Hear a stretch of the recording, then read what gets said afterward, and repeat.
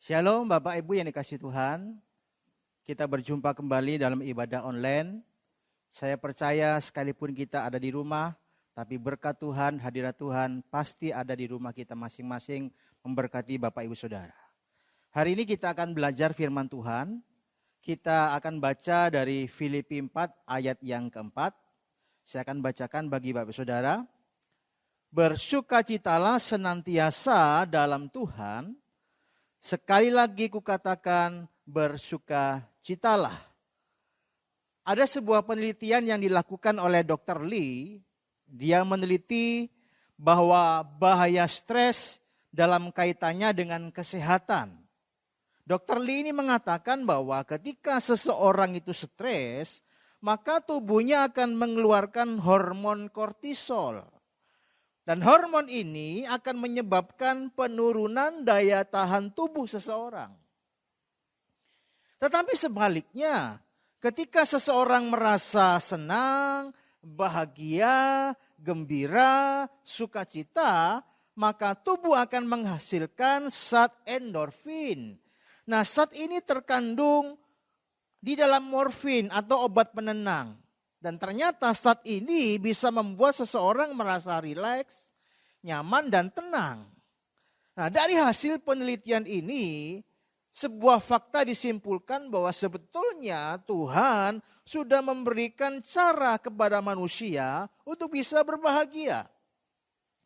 Cara untuk bisa merasa nyaman, cara untuk bisa tenang secara alami, yaitu dengan cara bersukacita dan mengucap syukur dalam segala keadaan.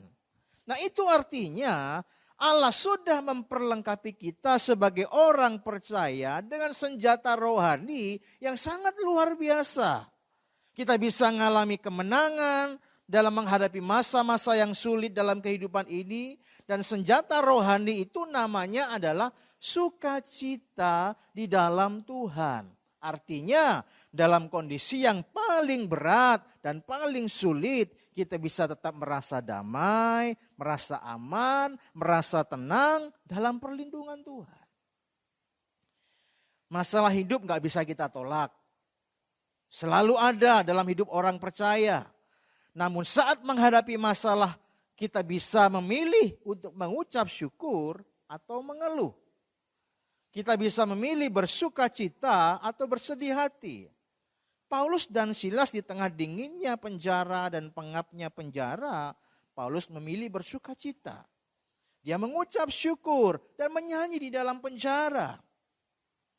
Jika saudara ingin belajar bagaimana bisa mengalami sukacita, maka saudara harus belajar melakukannya bukan hanya saat kita diberkati, mendapat berkat yang besar, tapi kita harus belajar bersukacita di tengah-tengah persoalan yang sedang kita hadapi hari-hari ini. Nah, hari ini kita akan belajar 3 dampak dari sukacita, 3 berkat dari sukacita. 3 manfaat yang bisa kita rasakan dari sukacita. Yang pertama, sukacita itu memberikan pengharapan dalam kesulitan. Nehemia 8 ayat 11 berkata, lalu berkatalah ia kepada mereka, pergilah kamu, makanlah sedap-sedapan dan minumlah minuman manis, dan kirimlah sebagian kepada mereka yang tidak sedia apa-apa, karena hari ini adalah orang kudus bagi Tuhan kita. Jangan kamu bersusah hati, sebab sukacita karena Tuhan itulah perlindunganmu. Nah, dalam King James Version dikatakan bahwa sukacita itu adalah kekuatanku. Sukacita dari Tuhan itulah kekuatanku. Dasar sukacita kita orang percaya bukan karena kita punya tubuh yang sehat, bukan karena kita punya berkat yang banyak, bukan karena pekerjaan kita lancar, bukan karena kita punya kekayaan yang banyak, tidak. Kita bersyukur untuk semuanya itu. Tapi dasar sukacita sebagai orang percaya adalah kita punya Tuhan yang memberikan sukacita yang ilahi dalam kehidupan kita. Kita bersukacita karena kita tahu bahwa Tuhan itu pelihara hidup kita. Kita bersukacita karena kita tahu bahwa Tuhan pasti melindungi kita. Karena Tuhan pasti tolong kita. Dalam setiap pergumulan, dalam setiap masalah, Tuhan tidak pernah tinggalkan kita. Itu yang bisa menjadi dasar sukacita kita sebagai orang percaya. Siapa yang percaya bahwa Tuhan itu baik? Semua orang percaya bahwa Tuhan itu baik. Tuhan pasti menolong kita. Tuhan pasti menyertai kita. Itu dasar sukacita kita. Sukacita dari Tuhan tidak bisa ditentukan oleh keadaan baik atau keadaan buruk. Karena sukacita dari Tuhan yang menguasai segala keadaan, artinya keadaan buruk, keadaan tidak baik, Tuhan itu memberikan kekuatan untuk bisa mengatasi setiap masalah kita. Dalam segala keadaan, sukacita Tuhan itu tersedia buat saudara dan saya. Itu yang menjadi dasar mengapa kita harus bersukacita dalam segala keadaan. Kalau suatu hari Bapak Saudara ditelepon oleh bank, Pak silakan datang ke kantor BCA karena Bapak terima undian, dapat hadiah 100 juta. Saya percaya saudara akan bersukacita. Saudara naik motor, pergi menuju ke bank, di tengah jalan tiba-tiba bannya bocor. Apakah saudara tetap bersukacita? Saya percaya sekalipun ban bocor, sekalipun mungkin kondisi lagi macet, saudara akan tetap bersukacita. Karena apa? Karena ada pengharapan, ada uang 100 juta yang akan kita terima saat kita sampai di bank. Nah, kalau sesuatu yang bersifat duniawi, uang saja bisa membuat kita bersukacita, tidak bisa dipengaruhi oleh kondisi ban bocor ataupun keadaan mungkin kondisi yang macet, saudara tetap bisa bersukacita. Apalagi sukacita yang berasal dari Tuhan. Saudara dan saya punya sukacita, punya sumber sukacita yang bukan berasal dari dunia. Saudara dan saya punya sumber sukacita yang berasal dari Tuhan sendiri. Sumber sukacita kita adalah Allah sendiri. Apakah saudara percaya bahwa Tuhan tidak pernah tinggalkan kita? Ya, amin. Itu sumber sukacita kita. Itu dasar sukacita kita. Apakah saudara percaya bahwa Tuhan selalu menolong saudara, selalu menyertai saudara? Iya. Itu iman kita, itu sumber sukacita kita. Sekalipun orang melupakan kita, sekalipun orang tidak menghargai kita, sekalipun orang tidak peduli kepada kita, kita tetap percaya bahwa Tuhan itu selalu mencintai kita. Itu menjadi sumber sukacita kita. Bahkan kalaupun suatu hari kita dipanggil pulang oleh Tuhan, kita tetap percaya bahwa kita sudah disediakan tempat di sorga bersama-sama dengan Tuhan. Itu sumber sukacita kita. Roma 15 ayat 13 berkata, semoga Allah sumber pengharapan memenuhi kamu dengan segala sukacita dan damai sejahtera dalam iman kamu, supaya oleh kekuatan Roh Kudus kamu berlimpah-limpah dalam pengharapan. Nah, iblis itu berusaha mencuri sukacita orang percaya. Mengapa? Karena iblis tahu jika saudara kehilangan sukacita, maka saudara akan kehilangan kekuatan. Iblis tahu sukacita bisa menghasilkan hal-hal yang luar biasa. Oleh sebab itu dia berusaha mencuri dari hidup saudara. Saudara harus tahu dalam segala keadaan, dalam segala situasi, seberat apapun pergumulan saudara, kita harus percaya bahwa sukacita karena Allah senantiasa ada buat hidup kita. Allah senantiasa hadir dalam hidup kita. Membuat kita tetap bisa bersukacita dalam segala keadaan. Karena kita percaya bahwa Tuhan pasti memberikan kemenangan buat kita. Ini yang pertama saudara. Berkat dari sebuah sukacita. Saudara punya kekuatan, pengharapan. Saat saudara bersukacita dalam hidup ini. Kemudian yang kedua. Sukacita bisa membuat tubuh saudara jauh lebih sehat. Amsal 17 ayat yang ke-22, hati yang gembira adalah obat yang manjur, tetapi semangat yang patah mengeringkan tulang. Ternyata orang yang selalu bergembira dan sukacita itu hidupnya lebih sehat. Hidupnya lebih sehat daripada orang yang selalu mengeluh dan cemberut setiap hari. Seorang dokter dari Sydney, Australia berkata, orang yang mudah tertawa lebih sedikit kemungkinannya terkena serangan jantung dibandingkan dengan orang yang sulit tertawa. Dr. Raymond dari Universitas Virginia, Amerika Serikat juga berkata, tertawa adalah obat penenang alami yang paling manjur. Menurut survei, orang dewasa itu tertawa hanya 4-8 kali setiap hari. Yang paling gampang ketawa itu anak kecil, saudara. Anak kecil bisa ketawa sampai 100 kali setiap hari. Dan saya perhatikan kehidupan anak-anak saya ketika masih kecil itu gampang sekali tertawa. Kadang-kadang yang mereka omongkan tidak terlalu lucu, tapi mereka tertawa, mereka bisa bersuka cita. Orang tua banyak pikiran, dunia anak-anak dunia yang indah tanpa beban. Yang penting main, yang penting senang. Tapi orang tua itu lebih cenderung serius. Banyak masalah, hidupnya banyak susah, sehingga menjadi sulit untuk bisa tertawa. Nah, hasil penelitian mengatakan bahwa hati yang gembira itu meningkatkan imunitas tubuh. Oleh sebab itu orang yang terinfeksi virus corona, hatinya harus gembira. Karena itu obat yang paling manjur melawan virus corona. Kita tahu salah seorang motivator Indonesia, Tung Desem Waringin, pernah terinfeksi virus corona di bulan April yang lalu. Dan sebagai anak Tuhan dia bersaksi, untuk bisa melawan virus itu, dia harus membuat hatinya bergembira. Dia buat hatinya senang. Dia filter semua informasi-informasi negatif.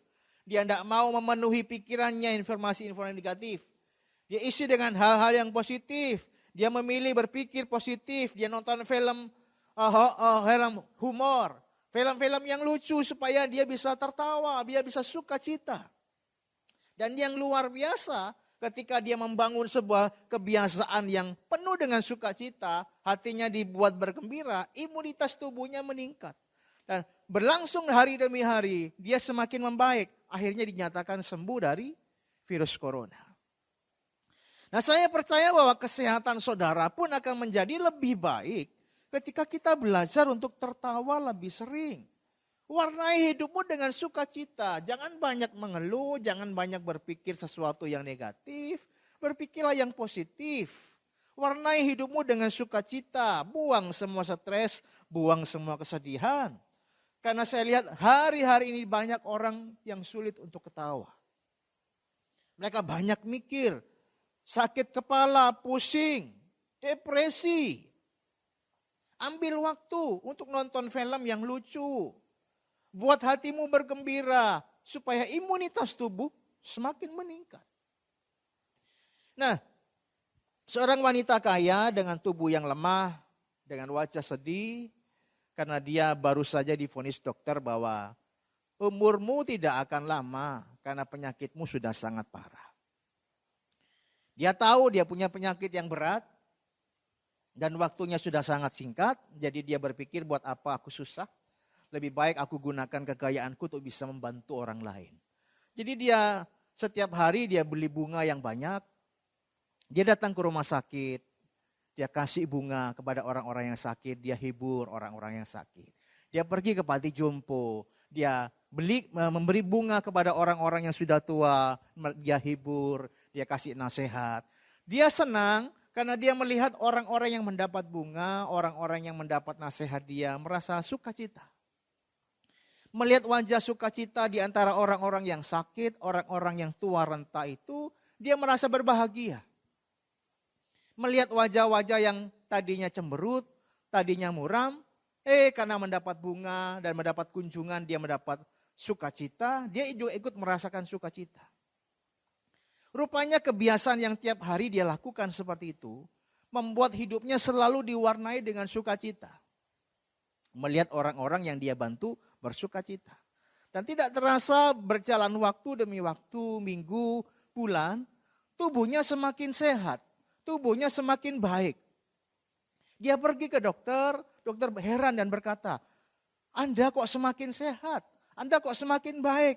Dan setelah dicek, rupanya penyakitnya sudah mulai berangsur-angsur sembuh. Dia berkata, apa yang engkau lakukan sehingga tubuhmu semakin sehat? Saya tidak tahu, Dok. Yang saya tahu saya selalu membuat hati saya sukacita, membuat hati saya bahagia, bantu orang miskin, bantu orang yang sakit, memberikan kesenangan, sukacita buat mereka. Ketika mereka bersukacita, saya pun juga bersukacita. Saya senang, saya bahagia, itu yang saya lakukan. Akhirnya ibu ini tahu bahwa masa-masa dia menjalani hidupnya dengan penuh sukacita, imunitas tubuhnya semakin meningkat. Yang dia tahu karena hidupnya penuh dengan sukacita, sukacita itu membuat hidupnya jauh lebih sehat dan lebih baik. Bapak Ibu yang dikasihi Tuhan, Alkitab berkata bahwa hati yang gembira membuat muka berseri-seri, tetapi kepedihan hati mematahkan semangat. Ayo buat hidup saudara diwarnai dengan sukacita, supaya hidup saudara jauh lebih sehat, jauh lebih baik. Ya, hati yang gembira membuat imunitas tubuh saudara semakin meningkat. Ketika imun meningkat, saudara akan jadi lebih energik. Saudara akan lebih sehat daripada sebelumnya. Yang ketiga, berkat dari sukacita. Sukacita itu akan mendatangkan berkat jasmani dan berkat rohani. Mazmur 34 ayat yang ke-9. Kecaplah dan lihatlah betapa baiknya Tuhan itu. Berbahagialah orang yang berlindung kepadanya. Orang yang bersukacita itu tidak pernah menghitung-hitung masalahnya. Yang dia hitung adalah berkat-berkat Tuhan. Dia tidak pernah pikirkan masalah, yang dia pikirkan adalah berkat Tuhan yang luar biasa yang dia terima. Mazmur 56 berkata, sengsaraku engkaulah yang menghitung. Air mataku kau taruh dalam kirbat. Tahukah saudara bahwa menghitung sengsara dan air mata kita itu bukan bagian kita. Itu bagian Tuhan. Biarkan Tuhan yang menghitung semua sengsara kita dan menampung setiap air mata kita. Bagian kita adalah menghitung dan mengingat semua berkat-berkat Tuhan. Jangan ambil alih semua yang menjadi tugas Tuhan. Jangan pikirkan masalahmu, serahkan itu kepada Tuhan.